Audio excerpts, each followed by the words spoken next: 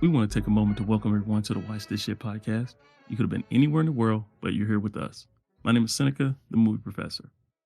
With this podcast, we're going to give you the definitive decision on whether you should go see a new movie or not. It's real easy. If we say, watch this shit, go out and enjoy some good cinema. If we say, don't watch this shit, well, what it is you would not going to rehab after your family intervenes. Or don't. You can do what you want. It may be fun, or you may find yourself waking up dead from an overdose. You don't want to listen to us, you put your life in your own hands. Hollywood has proven me wrong. Time and time again, I pontificate that horror and comedy are the hardest genres to bring to screen. Short version, it's hard to pinpoint real fears for the majority of the audience, just as it's hard to pin down what will make them laugh. That's not the part they proved me wrong on. That still stands. Shit is still true. The reason I was wrong is that I stopped at just two genres. I needed to add a third: biopics. It was right in my face the entire time. My mom would say, if it was a snake, it would have bit me. Out of all the many films I've seen based on the lives of real people, most specifically musicians, I can only think of two that I loved. Even then, there were liberties taken, and a short internet search can easily provide you the differences between the person's real life and the movie supposedly based on it. They have an uphill battle, but let's see if a good retelling of Amy Winehouse's Burn So Bright for such a short time translates well to film.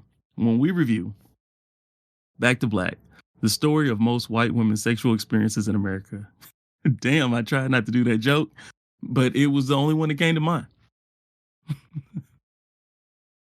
Amy's story would make an excellent movie if it was told as it happened. We got pieces of it, but this product differs so much from the documentary made on her life. Ugh. We aren't here to talk about that though. So I'll give you what they gave me, then we'll redirect that bitch. The story starts right before Amy's first gig. She's living with her mom in northern West End, excuse me. Her family all speak with that hard Jewish Cockney slang. From youth, she has exhibited the gift of creating music. Her family is musical, and she inherits those skills. The road isn't easy, as her creativity is at its peak when dealing with tragedy. When she's up, happy, the words don't come. But when she's low, in the black place, it can't stop flowing. This cycle eventually leads her life to spiral into a world of pain and drugs. Such a talented person that was taken by her own demons sooner than we would have liked. Now she's a fucking legend with only 2 studio released albums. Her music has touched so many people. Let's see if the movie did any justice to what we perceive to be her story during her short but potent run. If you don't get the subject of the biopic right, you have no chance, absolutely no chance of getting the tale over with fans. Here, we have a British actor, Marissa Abela, taking on the part of Winehouse. She is dressed up nicely as Winehouse. A little cuter than the real life person, but that wasn't a bad decision. More importantly, we need to discuss the singing. That's what everybody want to know. If that is wrong, you can get everything else close to right, and it'll still be a fail. Just ask the Bob Marley film. Marissa claims to have sung all the songs. Early on in the film, I even believe this to be the case. It was seamless between her speaking and her musical stylings. I could tell she was covering the songs herself. Maybe some help from the original track to fill in parts she couldn't achieve, but for the most part, she was hitting that shit. Now, when it got to Valerie, you can't make me believe she sung that herself. Or, alternatively, maybe she did, but they did a poor job of syncing the audio and the visuals for just that one song. That didn't make sense compared to the other things I saw. I can't think of any other explanation, though, as she clearly was not performing that song. If she did, and they just did a shitty ADR job after that, then that's on them. That's the only one I felt that way, though. All the other classics, she did well. and even used Winehouse's signature facial tics like the lip curling while singing to really get that soulful jazz feeling.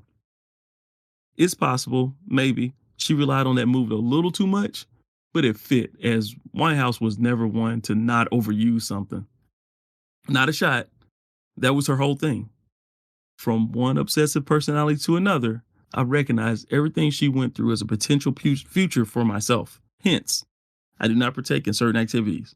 Because if I would have ever tried drugs or alcohol and I liked them, I'd be homeless by Thursday. When I was watching the film, I found myself getting agitated. It wasn't the inconsistencies in the story. I know that liberties will always be taken with these based on real people stories. It was the fact that in one moment the on screen action would be spectacular, then the rest of the time it would be extremely mundane.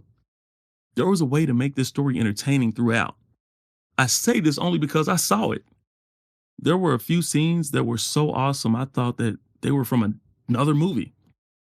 I was explaining my thoughts on the fact that this film was the first one in a very long time that while I was watching it, I lost myself in the story. There was a scene that recounted the meeting of Amy and Blake, her on again, off again love interest.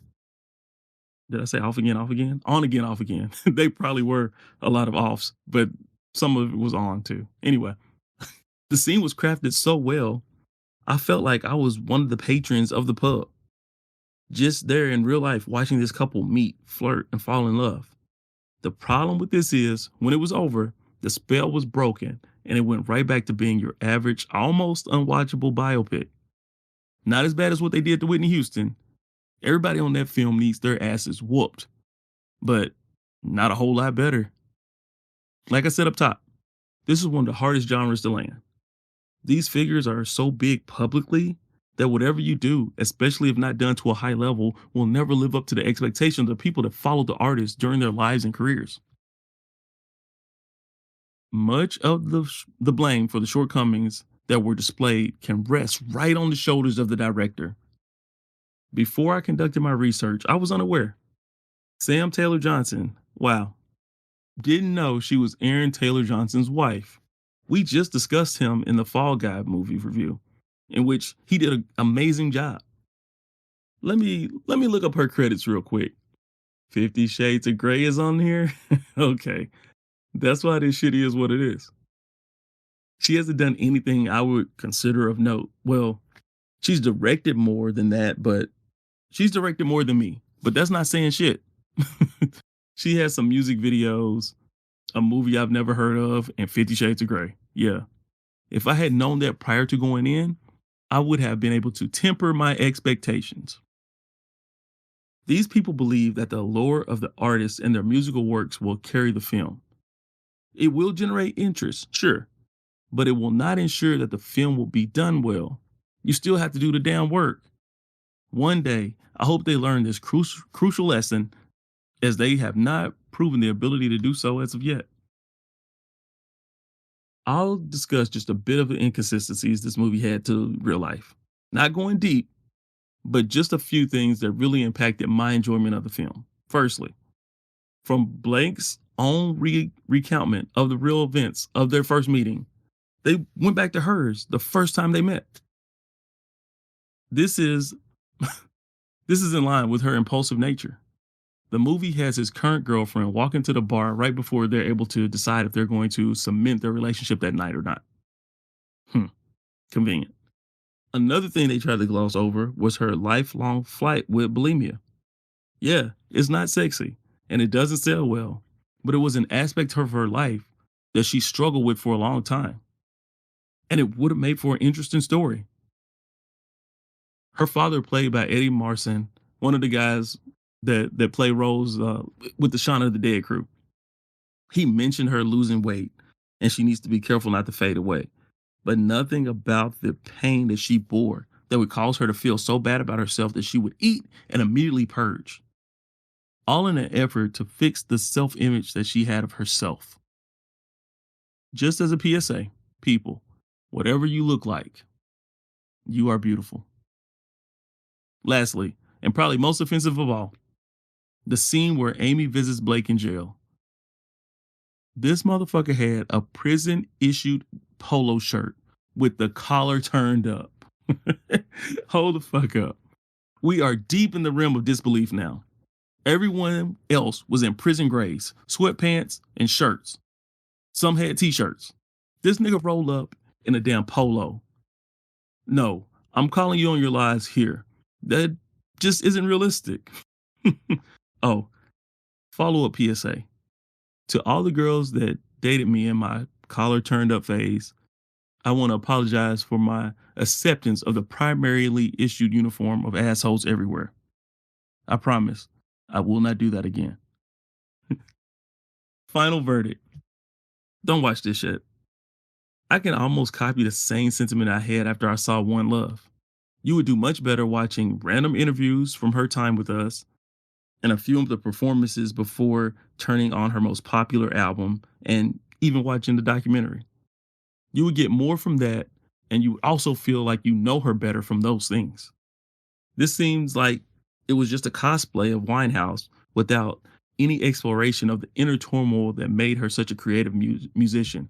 And that's what the movie should have been. That's what movies are for, to take a deep dive into a character. They didn't do it. They gave us surface level shit that we could have got anywhere. Thank you for listening to another episode of Watch This Shit. You come here for the realest take on new movies. So make sure you follow us so you're not left in dark on whether you should check out a movie or not. If you haven't seen this shit yet, don't even worry about it. Matter of fact, you're doing good. Damn, you're doing good. Check us out next time when we review If, and good day to you.